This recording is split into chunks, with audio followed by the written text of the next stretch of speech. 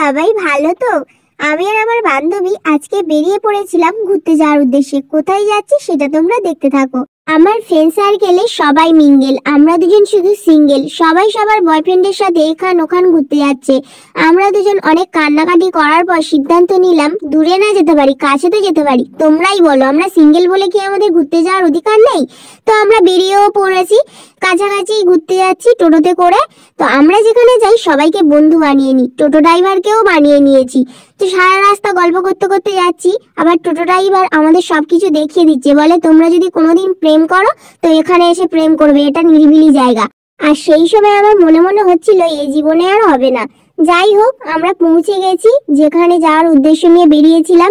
কত দোকান দেখো, ফুচকা, তারপরে বেশিরভাগটাই ফুচকা, আরো অনেক কিছু দোকান ছিল। তো আমরা চলে এসেছিলাম বারুইপুরের কাছাকাছি আরণ্যক বনভোজন উদ্যানে। এখানে ঢুকতে গেলে টিকিট কাটতে হয়। এই যে আরেকজন লাইন দিয়েছে টিকিট কাটার জন্য। মেয়ের হাসি দেখেছো, খুব খুশি ঘুরতে এসে, মনে একেবারে লাড্ডু ফুটছে। যাই হোক, অনেকদিন পর বেরিয়েছি, টিকিট কাটা হয়ে গেছে। এবার চলো আমরা ভিতরে যাব।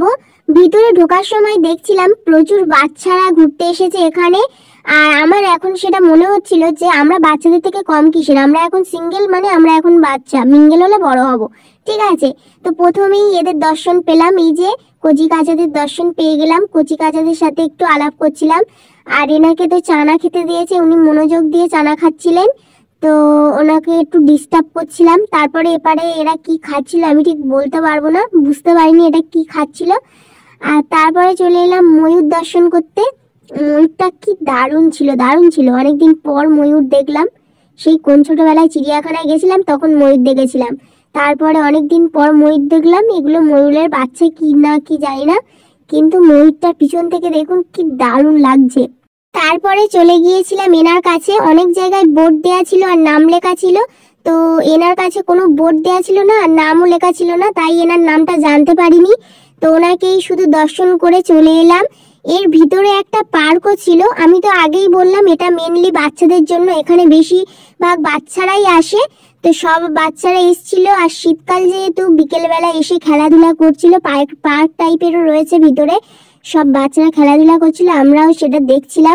এদের দেখে একটাই আফসোস হচ্ছিল যে এরা আমাদের মতো জীবনটাকে উপভোগ করতে পারেনি। ওদের বয়সে আমরা যা করে বেরিয়েছি, মাঠে বিকেলবেলা চলে যেতাম, ঘুরনচণ্ডী, তারপরে গজিগোট, তারপরে বউ বসন্তী, কত না খেলেছি, দারুণ মজা হতো। আর এরা দেখো টিকিট কেটে ভিতরে গিয়ে খেলতে হচ্ছে, আফসোস আর আফসোস। যাই হোক, এই যে এখানে আবার চলে এসেছিলাম। এখানে বন মুরগি ছিল, আর এই যে গাছটা ছিল, এই গাছে কয়েকটা টিয়া পাখি ছিল।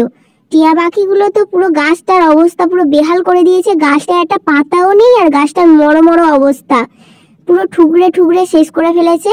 আর মুরগিগুলো তো ঘুরে বেড়াচ্ছে। এই না, এটা মুরগি না, এটা কি ধরনের একটা পাখি ছিল আমি ঠিক বলতে পারবো না। এনাদেরও কোনো নাম টাম দেওয়া ছিল না, আমি ঠিক বলতে পারছি না। এনাদের সাথে আলাপ করতে করতে এই পাশে এসে দেখি একটা টিয়া পাখি নিজে থেকেই এসে পোজ দিচ্ছে, আর সেই পোজগুলো একটা ভাই ক্যাপচার করছে, কত সুন্দর করে দেখুন। হাতটা দে না, আমার খাওয়ার ইচ্ছা নেই আমার। তোকে বলিনি, একে বলেছি। সরি, আমি চোখ দিয়ে দেখিনি তো, কানে আছি তো। খেতে দেয় না, শুধু ছবি তুলে যাচ্ছে। কি করব, ওই জন্য রেগে যাচ্ছে। সময় একটু মুখটা এদিকে ঘোরায় না কেন ঘোরালো? Hi hi baby, hello hello, love you. এই জীবনে তো কাউকে লাভ ইউ বলার সুযোগ হলো না, তাই ওকে বলে দিলাম। আর এনাদের দর্শন করতে করতে আমরা একটু ওই পাড়ের দিকে গেলাম। আর এই চিড়িয়াখানার মধ্যে সব থেকে বড় পাখি হলো এই যে এনারা দুজন ছিল। এনাদের নাম হচ্ছে অস্ট্রিচ। এনারাই হচ্ছেন সব থেকে বড় পাখি এই চিড়িয়াখানার মধ্যে। আর এনাদের অঙ্গভঙ্গি দেখে এত ভয় লাগছিল, মনে হচ্ছিল জাল দেয়া আছে, তাও ওরা ওই পার থেকে আমাদের পুরো তুলে নেবে ভিতরে। এনাদের দর্শন শেষ করে আমরা চলে এলাম অন্য কয়েকজনের কাছে। এই যে এনারা ছিল, আর সব থেকে ক্ষুদ্র ক্ষুদ্র মানে শিশু, এখানকার সব থেকে শিশু ছিল এই যে এগুলো। এত সুন্দর লাগছিল না এদের দেখতে, আমি ঠিকভাবে ক্যাপচার করতে পারিনি, ক্যামেরাটা মাঝে মাঝে ঝাপসা হয়ে যাচ্ছিল, কিছু করার ছিল না। সব থেকে সুন্দর পাখি ছিল এই এগুলো, জুম করেও হচ্ছিল না। আর এখানে তো টিয়া পাখি পুরো ভর্তি ছিল, যেদিকে তাকাচ্ছি সেদিকে টিয়া পাখি। আর এমনকি দেখুন এখানে পোল্ট্রির মুরগিও রেখে দিয়েছে, সেগুলোকেও বাদ দেয়নি। এই যে পোল্ট্রির মুরগি, আর এই পারে আরো কাকাতুয়া টাইপের পাখি ছিল, অনেক ধরনের পশু ছিল, তো সেগুলো আমি ঠিক নাম টাম জানি না। এখানে ছিল আরেক ধরনের মোরগ, আমাদের এখানকার মতো মোরগ নয়, এই মোরগটা একটু আলাদা ধরনের ছিল। তো এদের সাথে গল্প টল্প করে চলে যাচ্ছিলাম পাশে।